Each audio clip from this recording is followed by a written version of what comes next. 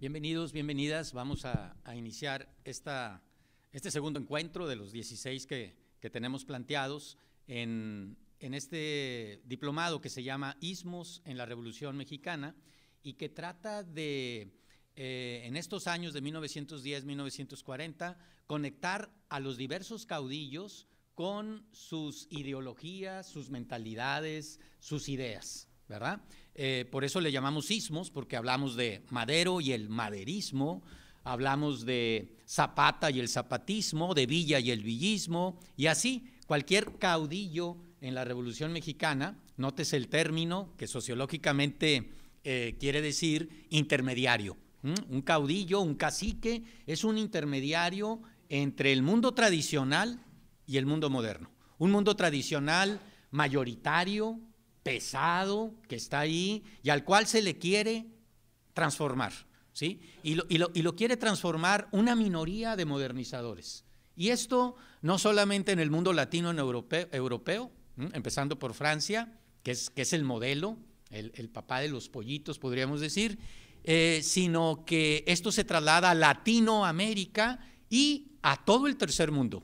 En todo el tercer mundo rige este modelo que François Javier Guerra, el estudioso del porfiriato, diseñó, ¿verdad? Por eso se le conoce como el modelo Guerra.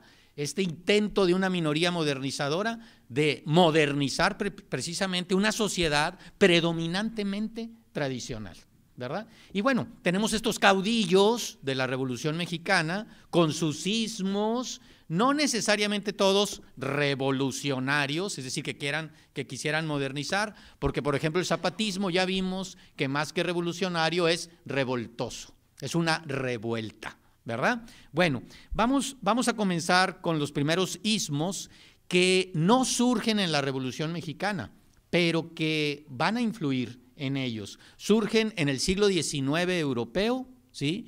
Y se adoptan en México. No tanto se adaptan, ¿sí? Sino que se adoptan y a veces se notan como muy artificiales, ¿sí? Como esas mansiones del Paseo de la Reforma en la Ciudad de México, que en la época del porfiriato, en la Belle Époque, fines de siglo, tenían sus aleros para la nieve, chalets suizos, ¿sí? En el altiplano mexicano donde raramente nieva, ¿verdad? ¿Sí? O esos mexicanos de origen indígena, Juárez, Díaz, ¿sí? Vestidos a la europea, ¿verdad? Vestidos de frac con su bombín, ¿verdad? Su bastón, y se ven un poco raros, ¿verdad? Nos vemos un poco raros así. Es decir, no somos orgánicos. Lo orgánico desde el punto de vista sociológico es ponte la vestimenta que te queda, que surge de ti. No te copies otros gustos que no te quedan. Y si te los vas a copiar, no los adoptes, adáptalos, ¿verdad? ¿Sí? Que ya es un proceso de tomo la ideología europea y la transformo, la adapto, ¿sí? A la circunstancia mexicana. Y eso es en cierta manera lo que, según Octavio Paz, le faltó a México al tratar de absorber estas ideologías europeas del siglo XIX. ¿Sí? Estas ideologías europeas de las cuales vamos a charlar el día de hoy son el liberalismo y el positivismo, por un lado, y por otro lado el conservadurismo, ¿sí? Decían los positivistas, Bulnes, Sierra, los más inteligentes entre ellos, los que se dedicaban a pensar en este grupo de tecnócratas, que para muchos estudiosos de la historia de México es el grupo tecnócrata más inteligente, más brillante de nuestra historia. Estamos hablando alrededor de 1900 de este grupo que gira en torno al Limantur, ¿verdad?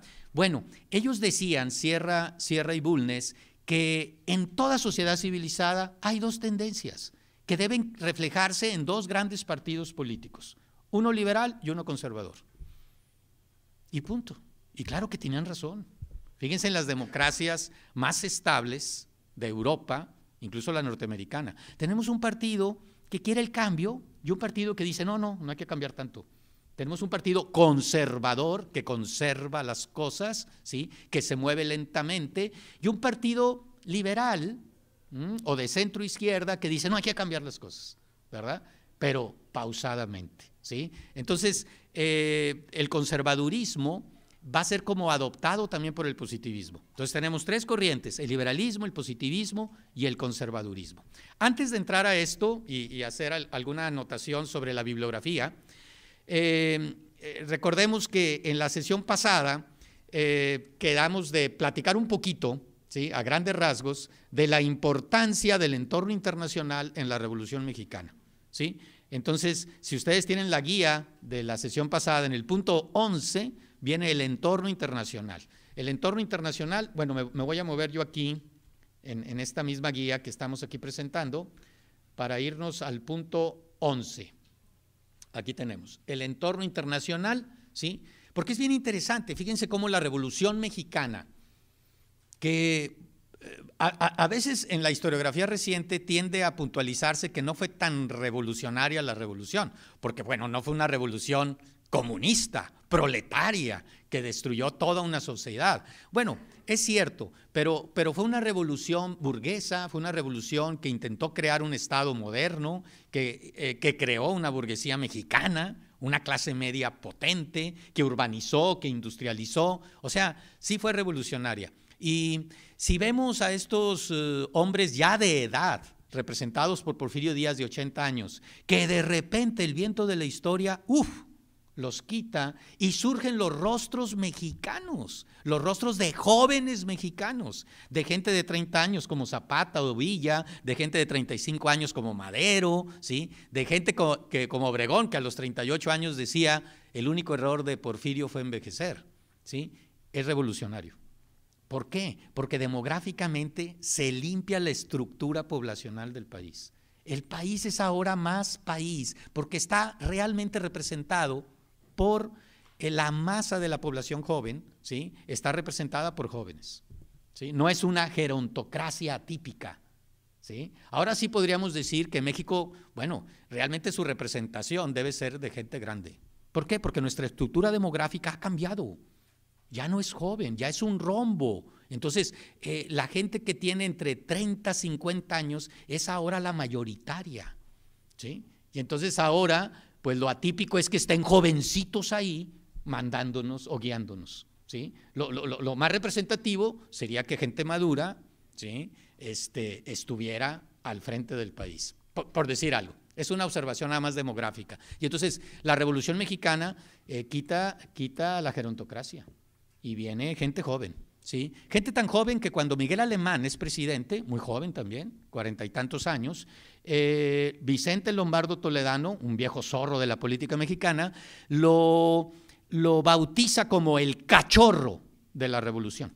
Había esa sensación de que la gente era nueva, ¿sí? Por eso cuando Ruiz Cortines, de 52, 53 años, llega a la presidencia, todo el mundo le decía el viejito, ¿sí? Pues es un jovenazo, la verdad, ¿verdad? Sí, recién salido de su primera comunión, ¿verdad? Sí, entonces, pero vean ustedes cómo la revolución sí fue revolución en muchas cosas, ¿verdad? Bien, entonces, esta revolución de 1910 a 1940, 30 años, ¿sí?, coincidió con un marasmo enorme internacional, ¿sí? Y entonces la revolución tiene que navegar en aguas sumamente tormentosas, ¿sí? Fíjense nada más, ahí en el punto 11 estamos señalando la Primera Guerra Mundial, 1914-1918, el primer boom petrolero internacional, 1910-1930. Hablamos de la Revolución Bolchevique, 1917-1921, con todas sus consecuencias. Hablamos de la Gran Depresión, 1929 hasta prácticamente 1941. Luego, hablamos del ascenso de los fascismos, el nazismo en Alemania, 1933, ¿sí?, que destruye pues un experimento muy parecido al maderista, el experimento de la República de Weimar, ¿sí?, sumamente liberal, fabuloso, ¿sí?, fabuloso en el sentido de la libertad, ¿verdad? Porque bueno, la libertad no es el único valor social, ¿verdad? Ese es el problema de la sociedad es que tiene muchos valores y a veces son antagónicos. Si quiero más libertad, pero entonces no puedo tener tanto de este valor, ¿sí? Y entonces tenemos que hacer como un trade-off, como una especie de equilibrio. Tengo menos de esto para tener un poquito más de esto, ¿sí? Y ese es el problema ético-social, ¿sí? Que los valores son antagónicos. No podemos tener todo al mismo tiempo, ¿sí? Y esa es la maduración del ser humano, reconocer los límites, reconocer eso, que la perfección en realidad es la imperfección, ¿verdad? Bueno, como sociedad también la democracia nos permite llegar a ese estadio de decir, no podemos tener todo, hay que negociar, hay que equilibrar y seguir adelante, ¿verdad? Bueno, aquí tenemos los fascismos, tenemos Hitler, que destruye la República de Weimar, y un poquito antes tenemos a Benito Mussolini, que impacta muchísimo en los líderes políticos mexicanos, como Calles y Cárdenas, que le copian la organización del partido fascista en grupos, ¿sí? Y acá se les llama sectores. Entonces el PRI, el futuro PRI, que era el PRM, el Partido de la Revolución Mexicana, 1938, se calca su organización del partido fascista de Benito Mussolini, ¿sí? En su forma es fascista, obviamente no en su contenido. El PRI nunca tiene un contenido fascista, tiene un contenido más bien de centro-izquierda, whatever that means, ¿verdad? Pero su organización es fascista, ¿sí? Y nada tonto Cárdenas ni los líderes políticos mexicanos, porque estos partidos fascistas fueron verdaderamente los primeros partidos de masas de la historia. Movieron las masas, ¿sí? No en balde eran representados estos partidos por hombres masas. Es la primera vez que las élites europeas son sustituidas por hombres masas. ¿Y por qué van a ser sustituidas por hombres masas de manera tan fácil? ¿Sí? ¿Por qué el sargento Hitler llega a ser, ¿sí?, lo que fue? Porque los oficiales murieron en las trincheras en 1914 y 1918. Esos muchachos, ¿sí?, talentosos, educados, de la clase alta, fallecieron en las trincheras. Y entonces hubo como un corte demográfico en Europa, un vacío que va a ser ocupado inmediatamente pues por los que lo ocupen, y los van a ocupar los hombres masas, ¿sí? Entonces hay como una rebelión de las masas, hay como una sustitución de las élites, ¿sí?, porque no hay élites, o sea, demográficamente fueron devastadas, eran los líderes en las trincheras, ¿sí? Y entonces tenemos aquí el ascenso de los fascismos durante la Revolución Mexicana. Recordemos cómo Cárdenas, cuando envía al exilio a Calles en 1936, Calles va leyendo un libro que es Mi lucha de Hitler, Mein Kampf. Bueno, entonces tenemos ahí eso, y además la Revolución Mexicana también coincide, se empata ¿con qué? Con la Segunda Guerra Mundial, 1939-1945. Precisamente todas las deudas de la Revolución Mexicana, ¿sí?, que eran un chorro de deudas, un chorro de indemnizaciones que debía el país, se van a quitar en la Segunda Guerra Mundial, porque hay una negociación de la familia revolucionaria mexicana, conducida por Ávila Camacho y en la sombra un poco Cárdenas, ¿sí?, con el gobierno de Franklin Roosevelt para decir, ok, yo te apoyo, soy el líder de Latinoamérica, hago que Latinoamérica apoye la causa aliada, ¿sí?, no con soldados, ¿sí?, yo no voy a enviar campesinos mexicanos a morir en Europa ni en Japón, ¿sí?, se mandó el Escuadrón 201, ¿se acuerdan?, ¿sí?, allá a Filipinas, muy interesante, ¿sí?, pero el esfuerzo mexicano fue de darle seguridad en las fronteras, en Baja California, un posible ataque japonés, y dar mano de obra barata a los Estados Unidos. Se crea ahí, en los años 40, en la Segunda Guerra Mundial, el programa de Braceros, un programa de gobierno a gobierno que va a durar 20 años, hasta 1964-65. ¿Sí? La gente de México va contratada por el gobierno de Estados Unidos, que es el que le va a pagar, y los asigna a las empresas agrícolas, a las empresas ferroviarias, a las minas, donde sea necesaria la mano de obra mexicana. ¿Por qué? Porque la sociedad americana se militarizó. Y entonces, para evitar la inflación, necesitaban llenar los huecos que habían quedado, porque la mano de obra, por ejemplo, de los mineros, ¿sí?, se traslada al sector militar. Y entonces, ¿quién iba a trabajar las minas? ¿Quién iba a trabajar los campos? ¿Quién iba a trabajar los transportes? Pues los mexicanos. Y eso evitó la inflación norteamericana. ¿sí? Eso fue un esfuerzo de guerra muy interesante para México, para Estados Unidos, materias primas, empezando por el petróleo, ¿sí? Recuerden cómo Cárdenas en 1938 por el boicot le vende petróleo, el boicot por la nacionalización, le vende petróleo a Hitler. Y las grandes campañas de Polonia y de Francia que gana el ejército alemán, 39-40, fueron respaldadas por el petróleo mexicano.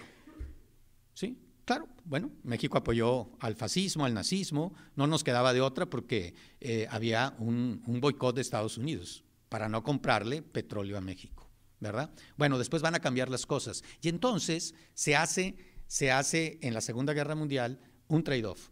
Tú me perdonas las deudas, ¿sí? De 100 pesos, nada más te debo 10, y pagados a largo plazo, hasta 1960, ¿sí? Y yo te apoyo, ¿sí? Eso fue muy importante, porque recuerden, la élite política, la élite porfiriana, en general, la élite decimonónica de México, fue, podríamos decir, una élite anti-yanqui, ¿verdad? Fue una élite anti-yanqui. Y ahora, a partir de 1940, vamos a tener una élite pro-yanqui.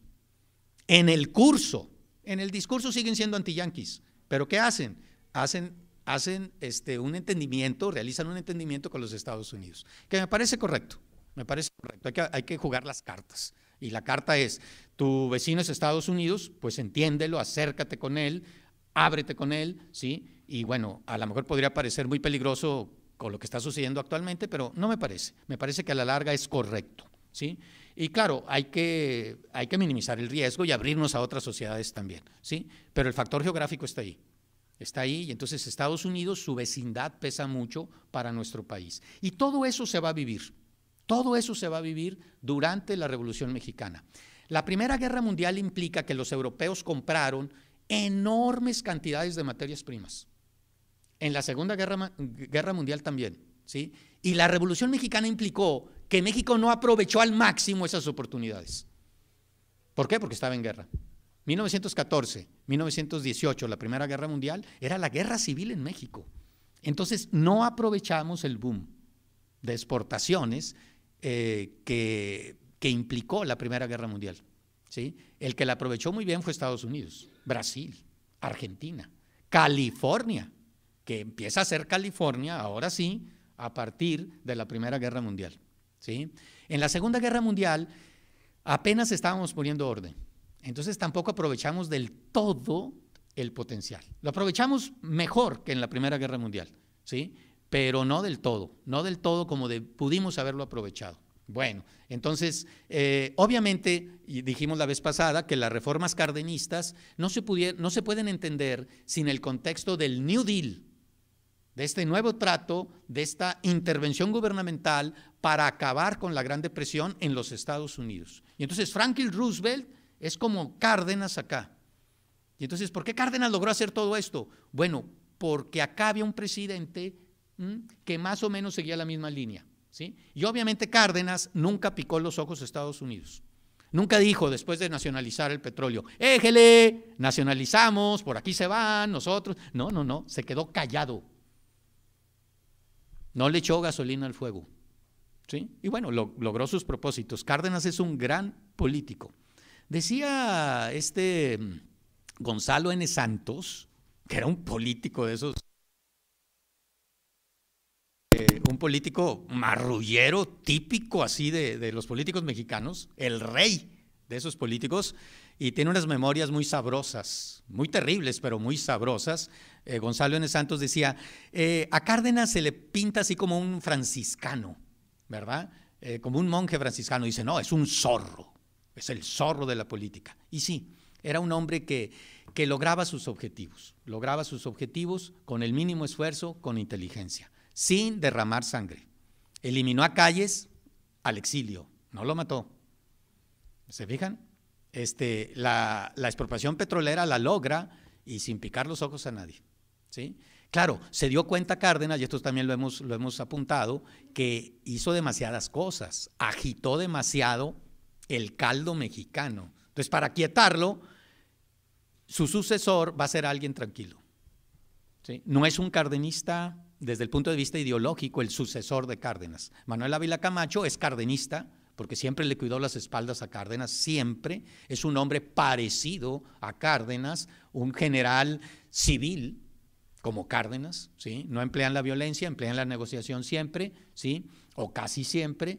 Pero no es un hombre socialista, Salud, no es un hombre que crea en los ejidos colectivos, que admire a la Unión Soviética, para nada.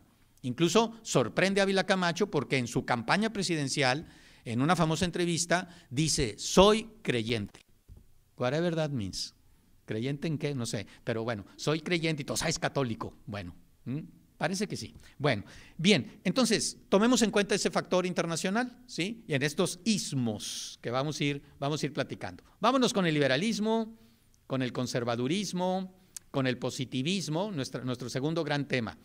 Un apunte ahí, antes de tirarnos a la alberca. Aquí, en el programa que yo les di, más bien, en el programa que yo presenté aquí, venía una bibliografía, en el programa, ¿sí? Una bibliografía general, ¿sí? Y en el programa que ustedes tienen por ahí, no viene la bibliografía. Bueno, en esta segunda guía de reflexión, ahí viene la bibliografía del programa, ¿sí? Que son textos así generales con los cuales podemos meditar, o en los cuales podemos meditar, o con los cuales podemos meditar acerca de los ismos de la revolución. Está el trabajo de Hale, el liberalismo mexicano en la época de José María Luis Mora, que también trata el conservadurismo. Leopoldo Sea, el positivismo en México, ¿sí? Y el texto de Guerra, del antiguo régimen a la revolución, que habla sobre los ismos como el magonismo, por ejemplo, muy importante en la Revolución Mexicana. Y también este diccionario de la Revolución Mexicana. Como quiera, ya está en la página del museo, si ustedes quieren accesar o entrar a la página del museo, ahí viene también esta bibliografía. ¿Ok? Bueno, vámonos directo ya a la charla. Ideologías no orgánicas. Estas ideologías, liberalismo y positivismo, nacen en Europa, no nacen en México, ¿sí? Y entonces México las adopta, las minorías, las élites mexicanas, jóvenes, ¿sí? La juventud quiere lo nuevo, ¿sí? El cambio, así es, ¿sí? Y bueno, por eso se dice que los dos partidos, el liberal y el conservador, ¿verdad? El de centro izquierda, centro derecha. ¿Por qué centro? Porque al final te das cuenta que los extremos, ¿sí? No logras realmente lo que quieres. Entonces te vas al centro, centro izquierda, centro derecha. Y entonces en una población, ¿sí? Pues hay más o menos la mitad de jóvenes y la mitad de gente madura. La gente madura somos más conservadores, la gente joven pues es más de cambio. Por eso son los dos grandes partidos. Y es natural, es normal, ¿verdad? Bueno, vamos a tener aquí que el positivismo y el liberalismo entonces vienen de Europa. Es decir, son ideologías no orgánicas, ¿verdad? ¿Qué quiere decir esto de orgánico? Que no nacen en la sociedad de la tierra mexicana. ¿Sí? Cuando algo no nace en ti, sino que no te queda, ¿sí? Se dice que es no orgánico. Cuando algo nace de ti, ¿verdad? Ya encuentras un estilo, una forma de ser tuya, ¿sí? Por ejemplo, un pintor a lo mejor va imitando a otros pintores, ¿sí? Pero luego encuentra su estilo, o sea, vive ya en su mundo orgánico, que nace de él, ¿sí? Bueno, el liberalismo y el positivismo en el siglo XIX y luego en el XX son no orgánicos, nacen fuera de México, ¿sí? Y no sufren como una adaptación, sino que más bien fue una adopción, tal cual. Y entonces se ve un poco ridículo. Se ve un poco ridículo porque el traje es para una persona de 1,90 y te lo pones tú que mides 1,70. Te queda un poco grande, ¿verdad? ¿Ok? No, lo necesitas cortar. ¿Sí? Ay, no, qué flojera. Pues necesitas hacerlo. Necesitas pensar en esa ideología y adaptarla, podríamos decir, ¿verdad? Entonces, el liberalismo y el positivismo son no orgánicos, ¿sí? Son netamente europeos. Son hijos de la Ilustración. La Ilustración es esa crítica a través de la razón de las instituciones sociales, ¿sí? Y entonces critican, por ejemplo, el monopolio del poder o critican el monopolio del saber o el monopolio de las creencias, ¿sí? Para la razón lo importante es la libertad, la eficiencia, ¿sí? Que los medios y fines tengan coherencia, haya lógica en todo eso. Y entonces el liberalismo y el positivismo van a criticar el antiguo régimen europeo, ese régimen que es heredero o hijo de la Edad Media, ¿sí? Y la Ilustración francesa, siglo XVIII, 1700, 1800, es un vehículo para la modernidad, para la crítica de esa sociedad que no se mueve de acuerdo a la razón, ¿sí? Bueno, eso es muy racional, no es razonable. La vida es razonable, no es racional, porque, bueno, la existencia es casi racional. Oye, pero ¿por qué no saqué 10 y estudié así? Porque, pues, el examen es razonable, no es racional, ¿sí? Entonces, cuando somos muy racionales, en realidad somos irracionales. O sea, la razón hay que ponerle límites y entender que no puede desbordar la vida. La vida es más que la razón. La razón es un instrumento para la vida, pero la vida es el caldo donde vamos a navegar, ¿verdad? Entonces, la vida es más que la razón, ¿sí? Entonces, por eso a veces como que suena hueco el liberalismo y el positivismo, porque realmente no igualan a la vida, ¿sí? La vida es muy amplia. Y bueno, son hijos de la Ilustración y van a ser adoptados en el siglo XIX por las ideologías mexicanas, por las élites, perdónenme, mexicanas en este caso. ¿Cuál es la ideología orgánica que nace de la tierra mexicana? ¿Sí? El conservadurismo. Ay, pero el conservadurismo también nace en Europa. Sí, claro. ¿Sí? Había una sociedad tradicional en Europa y había una sociedad tradicional en México, ¿sí? Entonces, los conservadores se ven menos ridículos que los liberales y los positivistas, ¿sí? Como que menos contradictorios. ¿Por qué?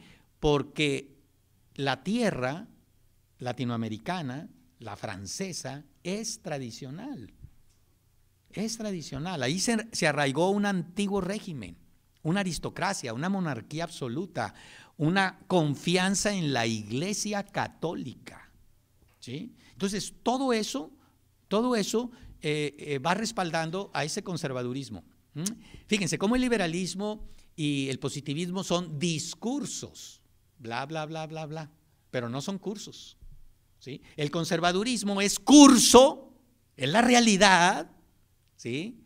La presencia de las familias, los apellidos, la presencia de las regiones, la presencia de la iglesia, de las parroquias, la presencia de lo indígena, ¿sí? Muy bien, es curso y no es discurso, porque cuando es curso no lo elaboras, lo vives, ¿sí? Elaboras algo porque lo necesitas, esa elaboración, ese discurso para modificar el curso, pero cuando tienes un curso no haces tu discurso. No sé si me estoy explicando. El conservadurismo es la realidad mexicana. Sigue siendo. Hay un sustrato muy fuerte de conservadurismo en México. Es un curso. Entonces, cuando tienes un curso, no lo vuelves discurso. El discurso, paradójicamente, lo tienes para modificar un curso diferente al discurso, ¿sí? ¿Qué quiero decir con todo esto? Que el liberalismo y el positivismo son discursos potentes. Son discursos, punto. El conservadurismo no tiene un discurso, porque eso se vive, ¿sí? Entonces vamos a ver que el conservadurismo mexicano pues es muy débil en el discurso. De hecho, podemos mencionar muchos pensadores liberales y positivistas de México, pero al hablar del conservadurismo, tenemos que esculcar muy bien. Lucas Alamán, ¿sí? Está bien, Lucas Alamán. ¿Quién más? No, pues déjame pensar. Y sí, vamos a seguir pensando, ¿sí? Hay pocos ideólogos del conservadurismo. ¿Por qué? Porque no se necesita. Es un curso, lo vivimos, ¿sí? Entonces, el conservadurismo es orgánico, es popular, es de la gente, ¿sí? Cuando fusilan en el Cerro de las Campanas a Maximiliano, a Miramón y a Mejía, están fusilando la representación de ese mundo popular. Miramón, la monarquía. Miramón, perdónenme, el ejército. Maximiliano, la monarquía. Mejía, un indio otomí, que quiere defender el mundo tradicional. Entonces, ahí Juárez, al fusilar estos símbolos, cree fusilar la tradición, ¿sí? Cree acabar esa tradición. Nada más se le escapó Santana, que quiso fusilarlo, se le fue. 1867 en Veracruz, ¿verdad? Bueno, entonces, no se fusila una realidad.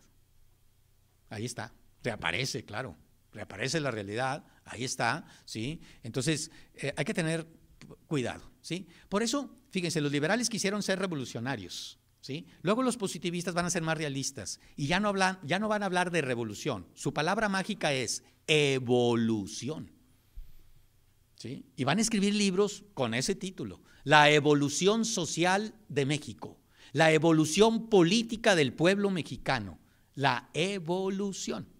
Por eso, cuando vienen todos estos, este México nuevo, entre comillas nuevo, que quiere quitarse de encima el porfiriato, ¿verdad? Que quiere quitarse a estos evolucionistas, ¿cómo se autonombran? Revolucionarios. Tú la evolución, yo revolución. ¿Sí? O sea, la revolución hay que entenderla porque antes había evolución en el discurso. ¿Sí? ¿Verdad? Es como los conquistadores españoles que llegan en el siglo XVI. Bueno, pero ¿por qué se autonombra conquistadores? Porque venían de un suelo, venían de las Españas, que habían vivido 800 años la reconquista. Entonces, bueno, la reconquista, bueno, acá vamos a conquistar. ¿Sí? No hubo conquistadores ingleses, conquistadores franceses, conquistadores holandeses. Hubo colonizadores, pero conquistadores, porque ellos no se nombraron conquistadores, porque no tuvieron una cruzada interna como la que tuvo España. Entonces, ¿por qué acá de repente todo, revolución, viva la revolución? Porque muera la evolución de los positivistas, ¿se fijan? O sea, en los nombres podemos descubrir muchas cosas. En cualquier cosa descubrimos muchas cosas, nada más con atención, vamos esculcando, vamos viendo, híjole, y viene la cadenita de cosas, ¿verdad? Bueno, entonces, aquí tenemos una ideología orgánica, entre comillas ideología, que es el conservadurismo. Esa sí nace de México, es natural. Eran los populares, los impopulares era Juárez y compañía. Tan impopulares eran, Porfirio es liberal, tan impopular es que tiene que ser una dictadura. Tú no haces una dictadura si eres popular, ¿verdad? ¿Sí? Y entonces, lo curioso es que estos liberales creen en la libertad, pero suprimen al conservador. Contigo no hablo. Entonces, ¿con quién vas a hablar? En el espejo. Bonito monólogo. Por eso, a pesar de tener un liberalismo, entre comillas, es un liberalismo miope. ¿Por qué? Porque no ve al otro. Y la verdadera democracia es ver a los demás. Pero los demás son diferentes que yo. Claro, de eso se trata, de convivir con lo distinto. Es que a mí este tabasqueño y este del altiplano y este de… Pues sí, hay que convivir, ni modo. Como dicen los rancheros, con estos bueyes hay que arar. Pues sí, ni modo. No, pues vamos a matarlos y mejor un tractor. No, no es tan fácil, ¿verdad? Juega las cartas que te da el momento, como dice ahí Serrat en una canción. Bueno, pues sí, ese es el realismo, ¿verdad? Bien, entonces, tenemos el conservadurismo, ya existía, pero como, entre comillas, discurso, ¿sí? ¿Va a ser hijo de qué? Del romanticismo. Tenemos dos grandes hijos en el mundo moderno. Uno es la Ilustración, que es papá del liberalismo y el positivismo, y otro es el romanticismo, papá del conservadurismo. ¿Quiénes son los románticos? Son básicamente poetas, ¿verdad? Los poetas no hacen muchos discursos, hacen poemas, ¿sí? El discurso es el ilustrado, ¿verdad? El romanticismo es algo así como más del corazón, más de intuición. ¿Y quiénes son? Bueno, los alemanes, los ingleses son los grandes románticos, ¿sí? Y el romanticismo es una reacción contra la Ilustración, ¿sí? La Ilustración es el mundo de la industria, es el mundo de la razón, es el mundo de todos iguales, es el mundo de no hay hombres, hay hombre, derechos universales del hombre y del ciudadano, las naciones no importan, lo que importa es la cosmópolis, esa república universal de Kant, una especie de Naciones Unidas, ¿sí? Es esa idea, de la razón dominando la vida social. Y el romanticismo son esos aristócratas que se sienten desplazados por la nueva clase social de la burguesía holandesa, la inglesa, la francesa, que surgen de repente y dicen, nosotros somos los profetas del mundo moderno. Ustedes a un lado, a Huequelala, ¿verdad? ¿Sí? Y entonces estos románticos son aristócratas, nobles, que empiezan a ver que el mundo moderno no les gusta. Ese mundo moderno lleno de ciudades, lleno de muchedumbres solitarias, lleno de humo de las fábricas, de un proletariado explotado, de barrios sucios, de una pobreza enorme, que ya existía la pobreza, no la creó la Revolución Industrial. Lo que pasa es que en la Revolución Industrial se ve mucha pobreza porque la pobreza que estaba diseminada en el campo, repartida en el campo, la atrajo a la ciudad. Y tú dices, ¡ay, un chorro de pobres! Ya existían, ya estaban allá. Nada más que en el campo pues están repartidos y no los veías tan peor, ¿verdad? Sí, pero ya estaban ahí. ¿Sí? Bueno, entonces los románticos dicen, vámonos al pasado. Y entonces se exaltan que la Edad Media, exaltan la religión, ¿sí? La razón es hueca, el corazón te dice que tiene que haber algo más. Cuando ves un ser querido que está muerto, dices, tiene que haber algo más, no pudo haberse muerto, ¿sí? Y entonces es la exaltación también del misterio, del más allá, del caballero, ¿sí? De un mundo agrícola que crean una utopía, ¿sí? Claro, nunca la vida ha sido utópica, siempre ha sido dura, pero vas creando utopías, ¿sí? Y ese romanticismo entonces está detrás de el conservadurismo, ¿sí? Pero su discurso es más light. ¿Por qué? Porque a pesar de que viene la Revolución Industrial, a pesar de muchas cosas de la modernidad, Europa sigue siendo, ¿sí?, muy tradicional, ¿sí?, sumamente tradicional. Francia, a pesar de la Revolución Francesa, sigue siendo un mundo agrícola, sigue siendo un mundo de aristócratas, sigue siendo un mundo en donde el burgués quiere vivir como el aristócrata, donde el burgués a su hija queridísima, con mucho dinero, la casa con un conde, pobre y feo, pero conde, ¿verdad? Entonces ya, ¿sí?, la sangre azul, ¿verdad? Sí, la aristocracia es hasta 1945 el ideal social de Europa, hasta la Segunda Guerra Mundial, ¿verdad? Bueno, entonces, hay que entender esto. España y su imperio en América, ¿sí?, son mundos donde la ilustración llega de refilón, de manera indirecta, muy suave, ¿sí? Y por lo tanto, también el romanticismo en España y en Latinoamérica va a ser muy tenue. Tú no puedes tener un gran romanticismo si no tuviste ilustración. ¿Por qué? Porque el romanticismo es reacción a la ilustración. Tuviste 2 de 10 de ilustración, pues vas a tener 2 de romanticismo. Tienes 8 de ilustración, 8 de romanticismo, ¿sí? Entonces, donde se dio la ilustración fuerte, ahí se da el gran romanticismo. Y en España no, ¿sí? No se dio la ilustración fuerte, ¿sí? Y entonces vamos a tener un romanticismo también atenuado. Quizá ilustración en España 2 de 10, ¿sí? Romanticismo 4. Ah, chis, pero debe haber sido 2. Sí, bueno, fue 4 porque son conservadores. Entonces el romanticismo les salía muy bien, ¿sí? ¿Verdad? Exaltaban el mundo tradicional, ¿sí? Pues eran tradicionales, entonces les salía bien la exaltación, ¿sí? Pero como quiera, el romanticismo hispano es muy débil, sumamente débil, ¿sí? Bien, esto de la ilustración se va como a implantar o tratar de implantar en el Imperio Español con las reformas borbónicas. Estamos tratando de ver la genealogía del liberalismo, ¿verdad? ¿De dónde viene el liberalismo? De la Ilustración. Muy bien. Y la Ilustración fue muy tenue en Hispanoamérica, en el Imperio Español. Hubo un intento de implantar un gobierno racional, ¿sí?, que fueron las reformas borbónicas del siglo XVIII.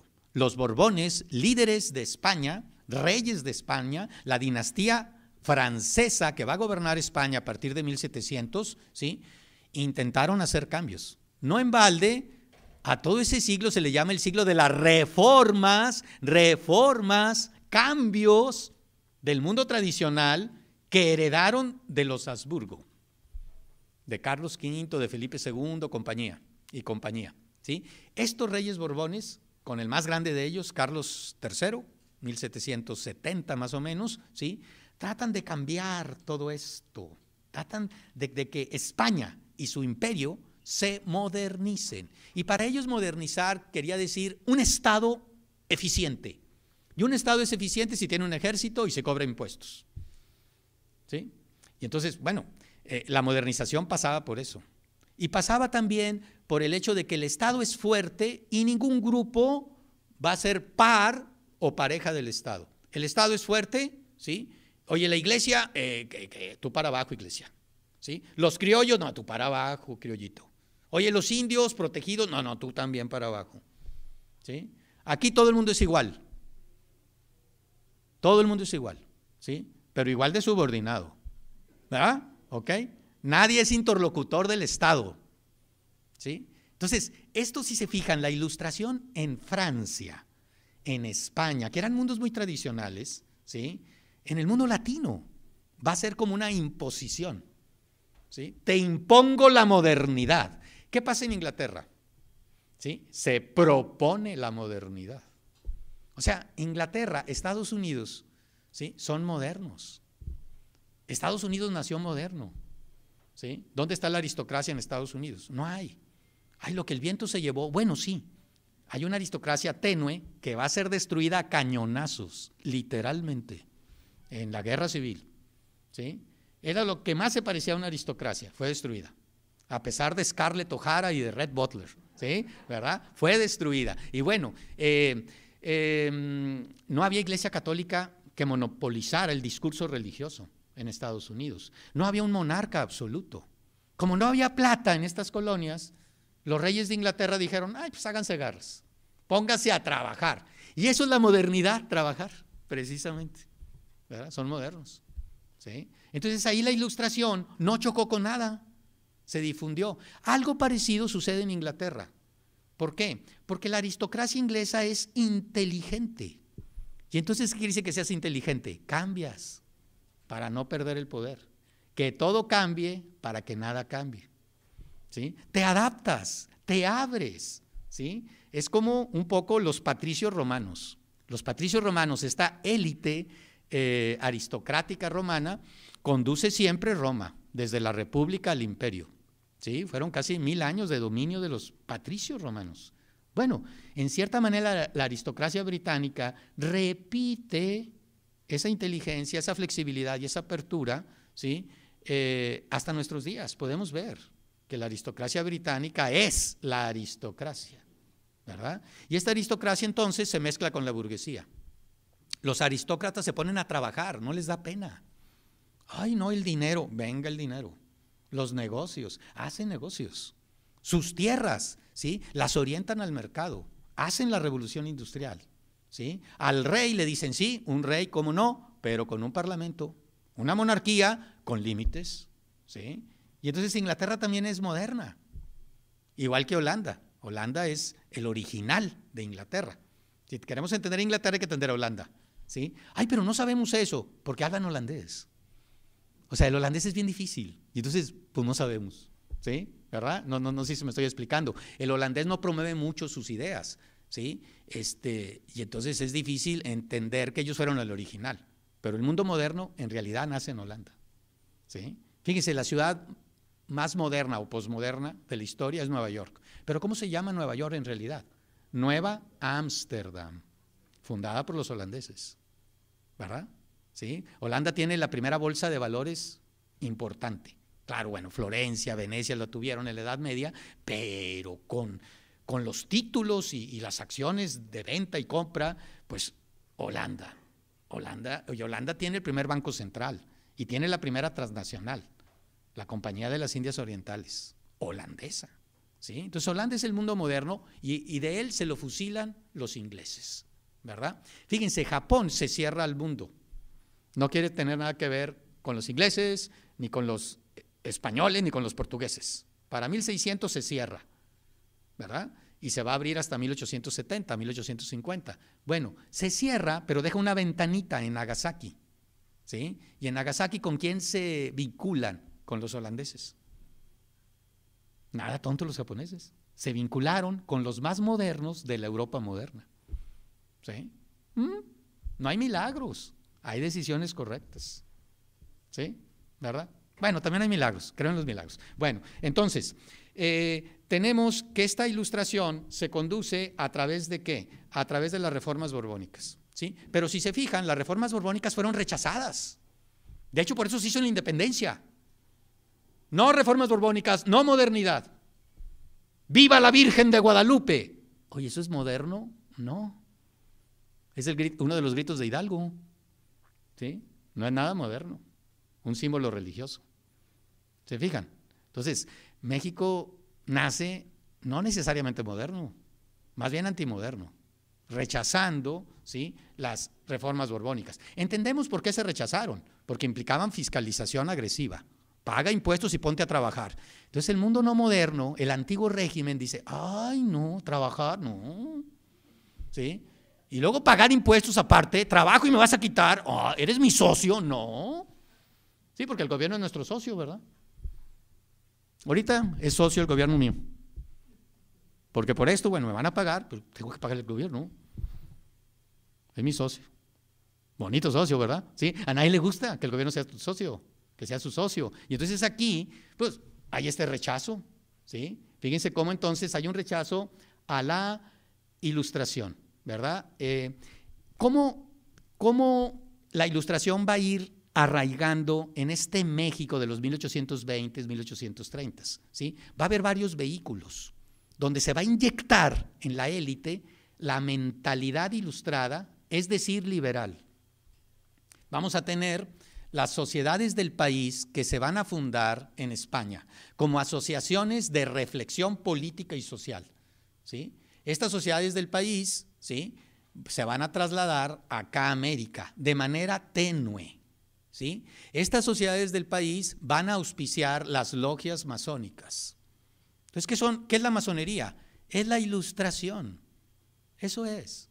Por eso la Iglesia Católica es el diablo, pues claro, porque la Iglesia Católica representa el mundo tradicional de aquella época, ¿sí? Y entonces las logias eran el vehículo, eran la matriz del mundo moderno, ¿sí? Entonces van a chocar.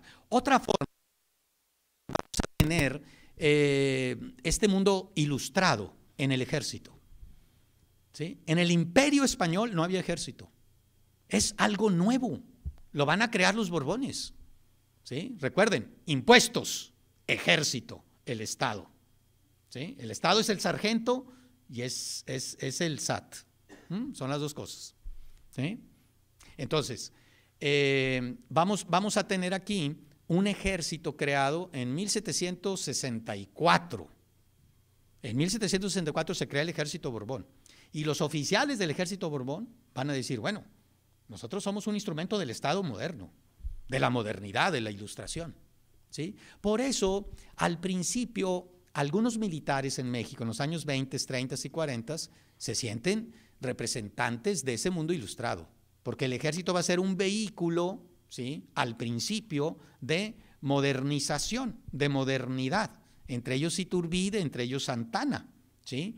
Va a haber logias muy poderosas que se convierten en partidos políticos al principio, la logia de los yorquinos y la logia de los escoceses, la conservadora, la radical, ¿sí? Y van a hacer tantos problemas que, bueno, las van a suprimir como partidos políticos, pero ahí van a estar y van a ir generando élites modernas a lo largo de todo el siglo XIX y cuando se constituye el país en un sistema de estados federados, ¿sí?, estos estados se van a encargar de la formación de élites modernas. Los famosos institutos de ciencias y artes, los institutos científicos y literarios, los institutos literarios. Fíjense cómo Juárez, Díaz, estudian en el Instituto de Ciencias y Artes de Oaxaca, ¿sí? Son como logias masónicas, pero bien visibles, no hay secreto ahí. ¿Qué se forman ahí? se forman futuros ciudadanos, agentes de la modernidad, ¿sí? Entonces, fíjese, tenemos sociedades del país, tenemos el ejército, tenemos las logias masónicas, tenemos estos institutos que aquí en Nuevo León, bueno, no se llamó así, se llamó colegio civil, no colegio militar, porque ya para esta época de 1850 el ejército era un representante del antiguo régimen, no era moderno, era chaqueteó entre comillas. Su origen fue modernizar, pero muy pronto, ¿sí? Se va a clavar en la defensa del mundo tradicional. Entonces, colegio civil, no militar, los civiles, los ciudadanos, son los agentes básicos del mundo moderno, no el ejército, no los sacerdotes. ¿Esos representan qué? Son los caballeros de la Edad Media, son los curas, los monjes de la Edad Media, representan la antigüedad, junto con los reyes, ¿sí? Esos al basurero de la historia, ahora son los ciudadanos, los ingenieros, los médicos, los abogados, fuera la violencia, ¿sí? Los escritores. Otro vehículo de esta modernidad son los periódicos de opinión. Dos muy importantes a lo largo de todo el siglo XIX, más o menos su fundación es 1840, y viven hasta 1900, o sea, es una historia de 50, 60 años, formando élites, con discursos, con opiniones modernas. El siglo XIX y el Monitor Republicano son los dos grandes periódicos, ¿sí? Y la élite la va a leer, y la gente que quiere ser la élite moderna lee estos periódicos, ¿sí? Obviamente aquí hay también un ejemplo para todos los liberales mexicanos, que no hay que, hay que tener en la mente, porque somos mundo, es el mundo latinoamericano, ¿sí? Que es el ejemplo de la Revolución Francesa. La Revolución Francesa es el estallido del mundo moderno de manera violenta en Europa, porque en Inglaterra, en Holanda fue pacífico, fue orgánico, pero en Francia no era orgánico, se impuso, a pesar de haber promovido la ilustración, ¿sí? Eran muy poquitos los ilustrados en Francia, la mayor parte era no ilustrado, ¿sí? Y entonces viene la Revolución Francesa, que es la primera revolución violenta del mundo moderno, 25 años, 1789-1815, ¿sí? Y hay que recordar aquí que tiene al principio una fase moderada, ¿sí? Nosotros queremos ser como Inglaterra, dicen los franceses, ¿sí? Fíjense lo que decían, los franceses son anglófobos, nada inglés, son opuestos, ¿sí? Y sin embargo la élite francesa de esta época era anglófila, admiraban a los ingleses. Entonces Inglaterra es moderna, ¿por qué? Porque tiene un rey que representa la antigüedad, pero tiene un parlamento que representa lo moderno. O sea, una monarquía constitucional, una monarquía limitada, una monarquía parlamentaria. Entonces nosotros vamos a tener una asamblea nacional, ¿sí? Diputados que representan a la nación y ponen un freno al rey, pero necesitamos al rey porque representa como símbolo la unidad del país, ¿verdad? Y entonces intentan una monarquía constitucional, no resulta. El rey Luis XVI sabotea todo esto, no acepta, ¿sí? Como después Fernando VII no acepta la independencia de México, no acepta ser un monarca constitucional, ¿sí? Y muchos aristócratas franceses, nobles, ¿sí? Van a emigrar, se van a ir de Francia y desde fuera van a estar amenazando la revolución. Gracias. Van a estar, Chihuahua, está muy alto esto. Sí. ¿Acá? Bueno, esto no lo muevo ya. ¿No? Ok. Bueno, ¿sí me escuchan? ¿Sí? Bueno, entonces vamos a tener aquí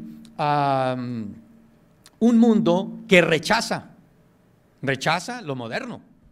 Su élite tradicional, el rey y los nobles, los emigrados, ¿sí? Van a decir, no aceptamos la revolución. Y entonces provocan, fíjense, esto que le sucede al papá de los pollitos, le va a suceder a los pollitos, o sea, a nosotros. Nosotros también vamos a querer un monarca con una constitución, con un parlamento.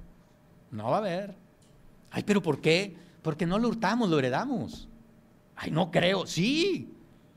Hay una programación social individual que luego repites. Y entre más la odies, más la repites. ¿Verdad? Ay, pero eso dice Freud, está loco. Pues está loco, pero no tanto, no por eso. Está loco por otras cosas, ¿sí? ¿Verdad? Aquí hay que tener en cuenta que la historia es la memoria, es una programación que pesa mucho, ¿sí? Entonces, ¿qué pasa? Se enojan la élite revolucionaria francesa, matan al rey, lo guillotinan, un acto sacrílego, terrible, ¿sí? Y crean un gobierno republicano. Y ese gobierno republicano, esa élite francesa, se va a autodominar jacobinos. ¡Ay! Los liberales jacobinos mexicanos, el jacobinismo mexicano, sí, claro. ¿Sí?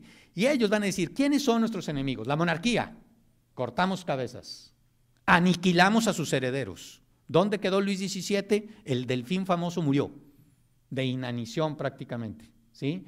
Bien, los emigrados, los aristócratas, a matarlos a todos, los aniquilamos, son unos traidores a Francia, al nuevo Estado-Nación, ¿sí? ¿Qué hacemos con la iglesia? También. Y hay una persecución de la iglesia, una cristiada, la primera moderna, que es la revuelta de la Vendée, Normandía, Bretaña, ¿sí? Va a haber una guerra, ¿sí? Y todo eso después lo vamos a repetir. Lo repetimos hasta en 1926-29, donde el Estado moderno de calles, ¿sí?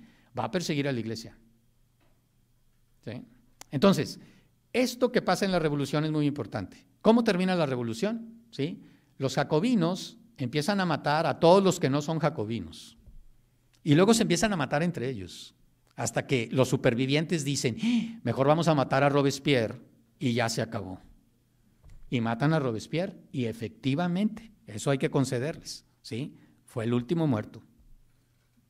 Al menos el último muerto importante. Se acabó el baño de sangre, el terror, ¿sí? Porque eso siempre sucede cuando hay un monopolio del discurso. Mi discurso es la verdad, ¿sí? Por lo tanto, los demás discursos están mal y si los sostienes te mato. Todas las revoluciones hacen eso, ¿sí? Por eso qué bueno que la Revolución Mexicana, su ideología fue muy tenue, o sea, su discurso fue muy light. Entonces, no hubo una violencia revolucionaria en el sentido del discurso, no hubo campos de concentración, no hubo guillotinas. Hubo una violencia enorme, tremenda, pero por la misma guerra, no tanto porque piensas distinto, ¿sí? Te fusilo porque quieres el poder y yo también lo quiero. Es diferente a decir te fusilo porque yo pienso A y tú piensas B, ¿sí? Entonces, la violencia institucionalizada, revolucionaria, fue muy poca en la Revolución Mexicana. Hubo violencia, pero no ideológica, ¿sí? La violencia ideológica la vamos a ver ¿dónde? En la Cristiada, 1926, 1929. ¿Cómo termina esta Revolución Francesa? Con la llegada de Napoleón. Un militar que pone orden, es representante de la Ilustración, pone orden, hace pactos, ¿sí? Impone un imperio, ¿sí? Se combatió al monarca, llegó un nuevo monarca. Ay, híjole, pues, a ver, Juárez combate a la iglesia, mata a un monarca, ¿sí? Y luego llega y no se quiere salir de la silla presidencial. Y luego llega Porfirio y critica a Juárez que porque no se va, ¿sí? Que parece un rey.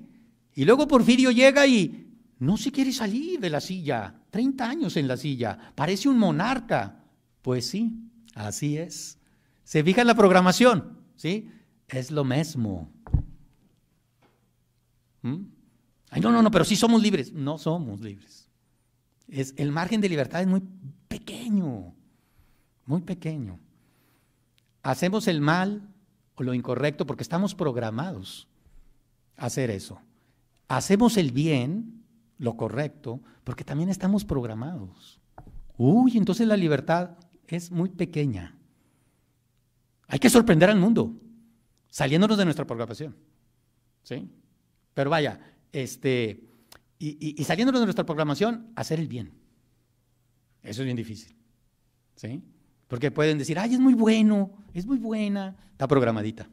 Así como decimos, no, es bien malo, es que el papá, pues sí, pero también es muy bueno porque el papá, mira, es un ángel. Es lo mismo. ¿Sí? Bueno, esto a nivel individual, a nivel social. Por eso es importante la historia, porque vemos los programas. ¿Sí?